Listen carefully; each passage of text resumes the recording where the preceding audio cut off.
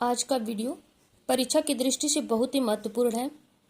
लेखक हैं भीष्म साहनी।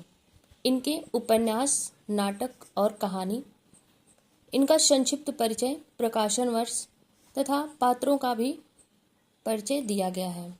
तो प्लीज़ आप इसे अंत तक जरूर देखिएगा और वीडियो को लाइक सब्सक्राइब जरूर करिएगा। आइए हम इनका संक्षिप्त जीवनी देखते हैं। इनका जन्म 1915 ईस्वी में रावलपिंडी, पाकिस्तान में हुआ था।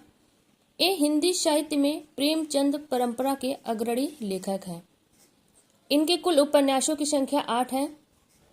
पहला उपन्यास है झरोखे, जो 1967 ईस्वी में प्रकाशित हुआ था और यह आत्मकथात्मक शैली में लिखी गई है।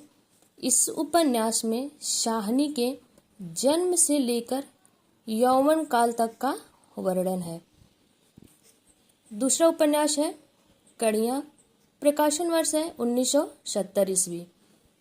इसमें मध्यम वर्गीय परिवार के परंपरागत संस्कारों से जुड़ा दाम्पत्य जीवन की कड़वाहट है।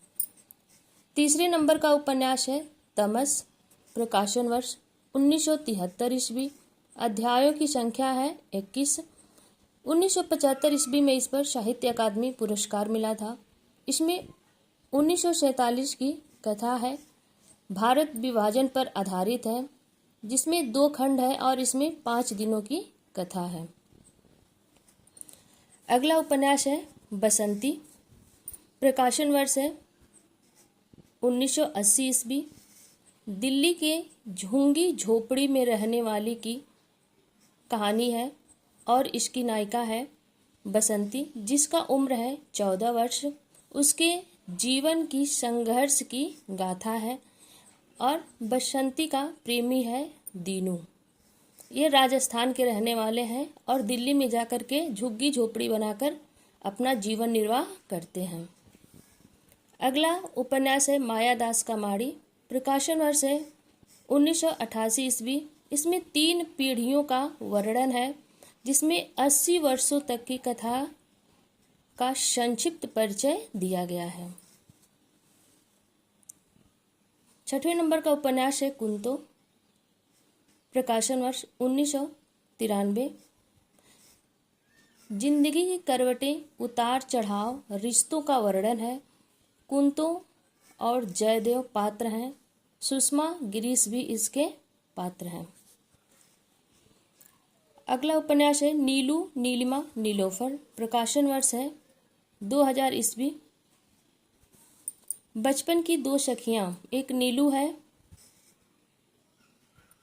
और एक नीलिमा है। नीलू जो मुस्लिम है और हिंदू लड़के सुधीर से शादी करती है। शादी के बाद वे दोनों शिमला चले जाते हैं। नीलू का भाई हामिद, जो कट्टर मुसलमान है, शिमला में जाता है और अपनी बहन को बहला फुसलाकर वहां से लाता है और रास्ते में नीलू का गर्भपात करवा देता है। उसकी सखी है नीलिमा, जो हिंदू है। उनके पिता बैरिस्टर और विचारे ख्यालों के हैं, खुले विचारों के हैं। दादी परंपरागत विचारों की हैं। यह मुस्लिम लड़के अल्ताफ से विवाह करती है और शारीरिक मानसिक शोषण का शिकार बन जाती है। इनका अंतिम उपन्यास है जय हिंद की सेना, प्रकाशन वर्ष है 2010 ईस्वी। भीष्म साहनी का प्रसिद्ध नाटक हानुश, प्रकाशन वर्ष 1977 ईस्वी।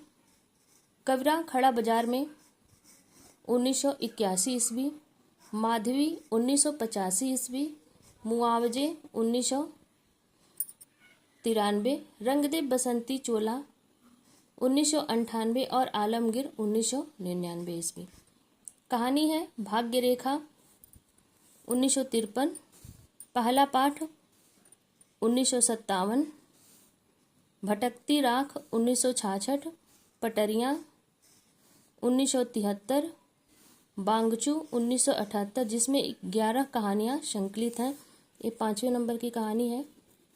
6वां कहानी है शोभा यात्रा 1981।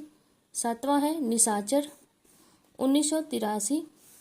8वां है पाली 1989। तो ये था भीष्म साहनी का उपन्यास, नाटक और कहानी। नेक्स्ट वीडियो में हम मिलेंगे किसी अगले लेखक की रचनाओं के साथ।